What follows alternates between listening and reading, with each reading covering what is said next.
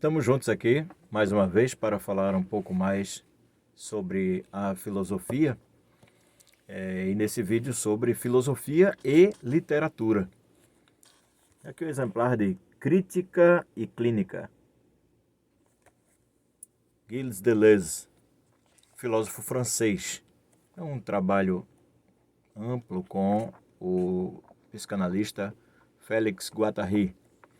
Mas Deleuze, nesse livro Crítica e Clínica, em que constam alguns de seus vários escritos, esse aqui fala o seguinte: a literatura e a vida. Escrever não é certamente impor uma forma de expressão a uma matéria vivida. A literatura está antes do lado do informe ou do inacabamento, como Gombrowicz o disse e fez. Escrever é um caso de devir, sempre inacabado, sempre em via de fazer-se, e que extravasa qualquer matéria vivível ou vivida. É um processo, ou seja, uma passagem de vida que atravessa o vivível e o vivido. A escrita é inseparável do devir. Ao escrever, estamos num devir mulher, num devir animal ou vegetal, num devir molécula, até num devir imperceptível. O que ele quer dizer que a escrita está sempre em movimento, seja qual for o ser. Esses devires encadeiam-se uns aos outros, segundo uma linhagem particular, como num romance de L'Ecclésio, ou então coexistem em todos os níveis, segundo portas, limiares e zonas que compõem o universo inteiro, como na pujante obra de Lovecraft. O devir não vai no sentido inverso, e não entramos num devir homem, uma vez que o homem se apresenta como uma forma de expressão dominante que pretende impor-se a toda a matéria, ao passo que mulher, animal ou molécula tem sempre um componente de fuga que se furta à sua própria formalização. A vergonha de ser um homem. Haverá razão melhor para escrever? Mesmo quando é uma mulher que devém, ela tem de devir mulher. E esse devir nada tem a ver com o estado que ela poderia reivindicar. Devir não é atingir uma forma, identificação, imitação, mimese, mas encontrar a zona da vizinhança, ou zona de vizinhança, de indiscernibilidade, ou de indiferenciação, tal que já não seja possível distinguir-se de uma mulher, de um animal ou de uma molécula. Não imprecisos nem gerais, mas imprevistos, não pré-existentes, tanto menos determinados numa forma quanto se singularizam numa população. Pode-se instaurar uma zona de vizinhança com não importa o que, sob a condição de criar os meios literários para tanto, tal como com o Aster, conforme o segundo André Dotel. Algo passa entre os sexos, entre os gêneros ou entre os reinos. O devir está sempre entre ou no meio. Mulher entre as mulheres, ou animal no meio dos outros. Mas o artigo indefinido só efetua sua potência se o termo que ele faz devir é, por seu turno, despojado das características formais que fazem dizer o a, entre aspas, o animal que está aqui. Quando L'Ecclésio devém índio, é um índio sempre inacabado, que não sabe cultivar o milho nem talhar uma piroga. Mais do que adquirir características formais, ele entra numa forma ou numa zona de vizinhança. O mesmo ocorre, segundo Kafka, com o campeão de natação que não sabia nadar.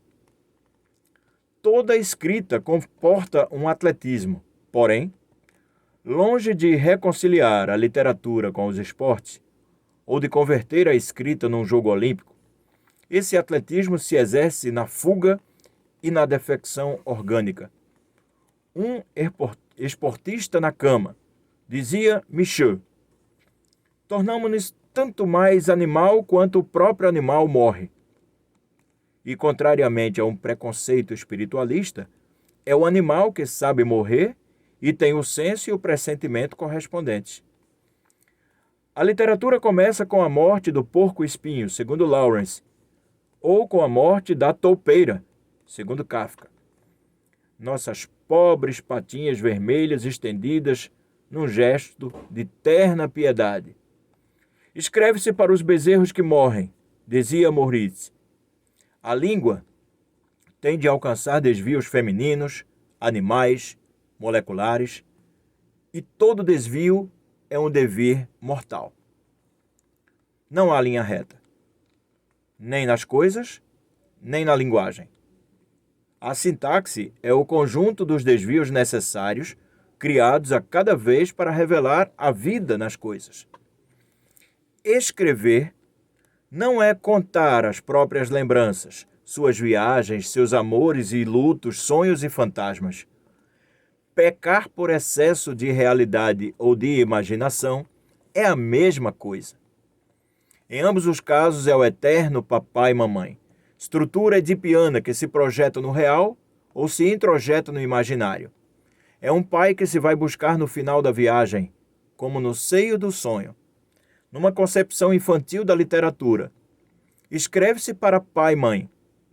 Martin Robert levou ao extremo essa infantilização, essa psicanalização da literatura, não deixando outra escolha ao romancista, senão a de bastardo ou criança abandonada. Nem o devir animal está a salvo de uma redução edipiana, do gênero meu gato, meu cão. Como diz Lawrence, se eu sou uma girafa e os ingleses ordinários que escrevem sobre mim são simpáticos cachorrinhos bem educados, tudo se reduz a isso. Os animais são diferentes. Vocês detestam instintivamente o animal que eu sou. Em regra geral, os fantasmas só tratam o indefinido como a máscara de um pronome pessoal ou de um possessivo. Bate-se numa criança, se transforma rapidamente em meu pai me bateu.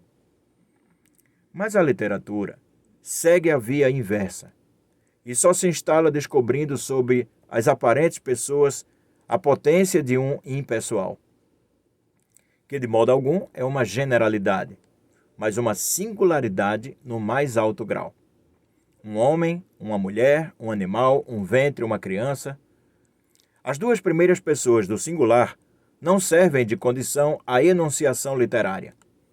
A literatura só começa quando nasce em nós uma terceira pessoa que nos destitui do poder de dizer eu. O neutro, de Blanchot. Por certo, os personagens literários estão perfeitamente individuados e não são imprecisos nem gerais, mas todos os seus traços individuais os elevam a uma visão que os arrasta no indefinido como um devir potente demais para ele. Ahab e a visão de Moby Dick. De modo algum, o avarento é um tipo, mas, ao contrário, seus traços individuais, amar uma rapariga, etc., fazem-no chegar a uma visão. Ele vê o ouro, de tal maneira que se põe a fugir sobre uma linha de feitiçaria na qual ganha a potência do indefinido. Um avarento, um tanto de ouro, mais ouro. Não há literatura sem fabulação, mas, como Bergson soube vê-lo, a fabulação, a função fabuladora, não consiste em imaginar nem em projetar um eu. Ela atinge, sobretudo, essas visões. Eleva-se até esses devires ou potências. Uma defesa, no que diz Deleuze, da impessoalidade, da fabulação uma ampla perspectiva literária, nos traz Deleuze e serve como um ensinamento, né? E nos faz pensar sobre qual a relação da filosofia com a literatura. Até onde vai a filosofia no campo da literatura? Até onde pode ir a literatura no campo da filosofia? Esse é um capítulo de crítica e clínica. Nós vamos deixar reticências para seguirmos num próximo vídeo a continuação desse pensamento de Deleuze. Não esqueça de se inscrever no canal, de sugerir, de realizar críticas, ativar o sininho, né, para receber as notificações todas as vezes que postarmos vídeos novos. Um grande abraço e até a próxima.